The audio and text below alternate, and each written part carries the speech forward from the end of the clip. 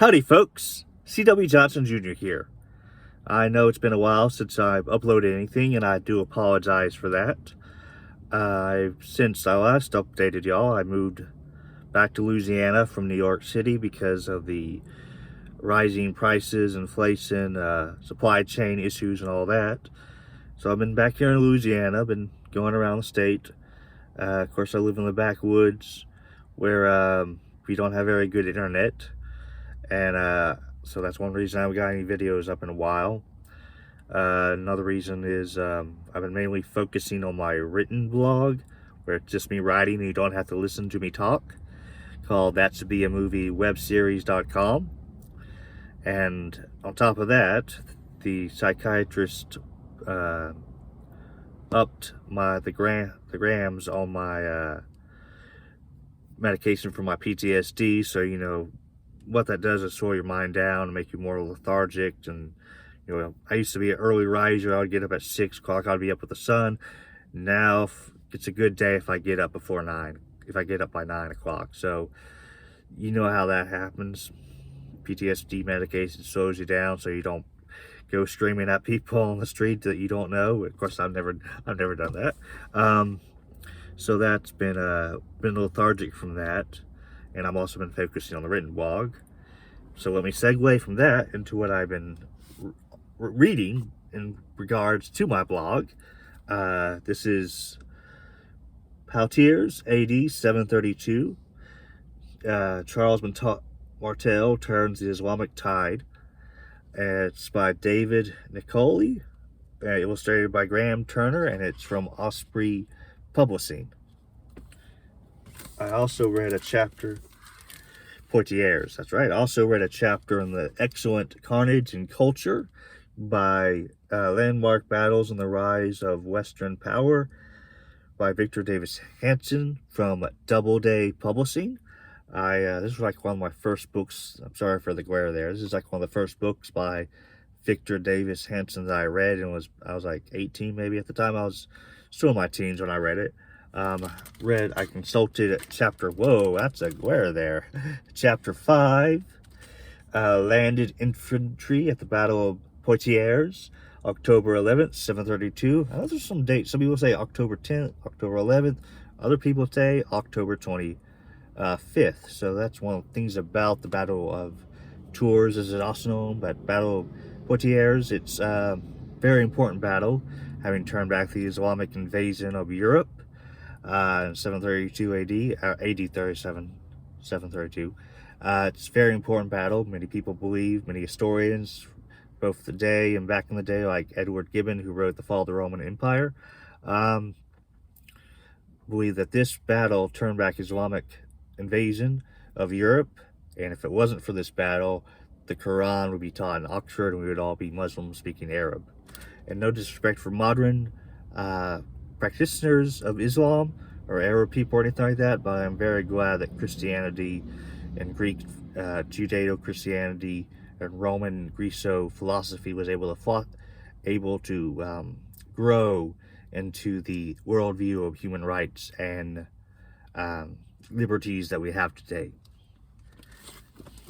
So it's really hard, like I said, it's really hard to find good information about the Battle of Tours, Poitiers. So I got Charles Martel, the military defender and Frankish military leader and Frankish defender, from the History and Civilization collection from LM Publishers, which is kind of this hole-in-the-wall publishing company that takes basic information and puts in a little booklet like that. It's like like this. And most of the stuff you could probably find online, like Wikipedia, or go on Wikipedia. I know you're not supposed to cite Wikipedia, but you go down the footnotes or the references and you see what books they've consulted and documents. And, you know, you see most of this basic stuff that's in here is online. And you go read those basic documents and books that are in the citation section. Now, one post I was not able to get up onto my blog. I wanted to for Labor Day weekend. It was at time when I was wanting to do a video about the Battle of Blair Mountain. in 1921 in West Virginia, the largest insurrection in American history since the Civil War. Oh, sorry, War between the states, War on Northern Aggression. That's right. Damn Yankees coming down here. Anyway, so this is one of the books I consulted. It was Thunder in the Mountains, the West Virginia Cold War of 1920 through 1921 by Leon Savage from University of Pittsburgh Press. That's one book I've read. It helped inspire the movie Madawan, which is, if you've not seen it, it's on YouTube right now. I wish it was on Netflix or Amazon. Another book I read was The Battle for Blair Mountain, the story of America's largest labor uprising by Robert Sogun from Basic Books, member of the Presses book group. And it's interesting doing my research on the Battle of Blair Mountain. A lot of the people today, your Bernie Bros down at the coffee shop banging on their ukulele, they like to say it was a socialist uprising against the fascist state, but that's just not the case. It was actually the leaders of the uprising were not socialists at all. They were not communist. They, in their words, in their papers, in their testimonies before Congress, are like, we are Americans. We want our basic rights under the Constitution. We want our liberties.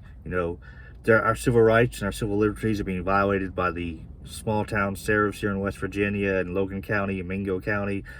The large corporations, the large mining corporations, they're encroaching upon the rights we have in the Constitution and the Bill of Rights. And it's a threat to our Republican form of government, not democracy, Republican form of government.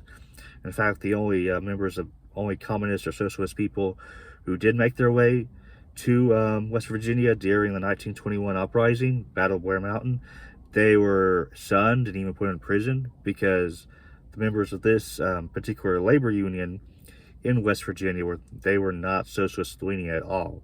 So it was not a socialist uprising, despite what some people today would like you have to believe.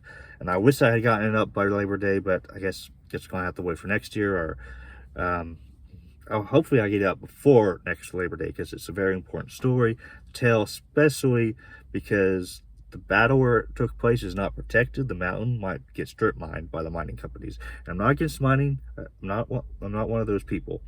But the Battle of Blair Mountain is an important part of history, and it's to be preserved. So it's for historical preservation. I think the mountain should be saved. Now, some of the blog posts I want to get up this month. Before I go that way, the blog posts I want to get up today, hopefully, because the library's behind me. I'm going to go in there and update it. It's a story of Isabel Godin. She was a lady who got lost in the Amazon back in the 1800s and survived. Amazing story. It's basically the female version of the Revenant, only it's just a jungle and it's female, and she's driven by love instead of hate. So the books I've consulted for that are The Lost Lady of the Amazon, the story of Isabel Godin and her epic journey by Anthony Smith from Carroll and Graft Publishers. And this was the first time I heard about Isabel's story, was in The Mapmaker's Wife, a true tale of love, murder, and survival on the Amazon by Robert Whittaker from... Yes, okay. That's from a publishing company, I can tell you that. Oh, it's come from Delta Trade Paperbacks. I should probably remember that. Delta Airlines, Delta Dawn, Mississippi Delta. But anyway, this was actually the first book I read about her. And I read it, and I was working as a night guard, and I read it through one shift because it was so interesting. Now, the blog posts I want to get up this month, I want to get up a bunch of ones about the Korean War in honor of the upcoming movie called Devotion, based on the book by Adam Makos. It looks like it's going to be a fantastic movie. It's coming out Thanksgiving weekend. If you go to my blog, you can see my post on why I think of Devotion by Adam Makos, and the story of Jesse L. Brown and Tom Hunter's relationship will make a great movie. So, sick plug, just go look at my blog. Anyway, so I want to get up the story of the 2nd Airborne Rangers in Korea, all the U.S. Army's first, last, and only all-black Rangers who served in Korea. Man, they were some tough guys, and they had an attitude about it. They went through a town that had a bunch of no whites only signs, and they took them as souvenirs. But over in Korea, they were tough. They were hardcore. And in fact, there's a word they like to yell as they were attacking the commies was buffalo, buffalo MFer, sort of like what do you call it? Samuel L. Jackson. They like to use his word a lot while they were over there. And then another story is that of Tabar Rubin, single-handed by Daniel M. Cohan from Berkeley Caliber Press, New York, of course, but he was the only survivor of the Holocaust to be received the Medal of Honor. So it's an inspiring true story of Teddy Rubin, Holocaust survivor, Korean War hero, and Medal of Honor recipient. And he was pretty hardcore, and it's amazing because he wasn't a U.S. citizen when he became a soldier.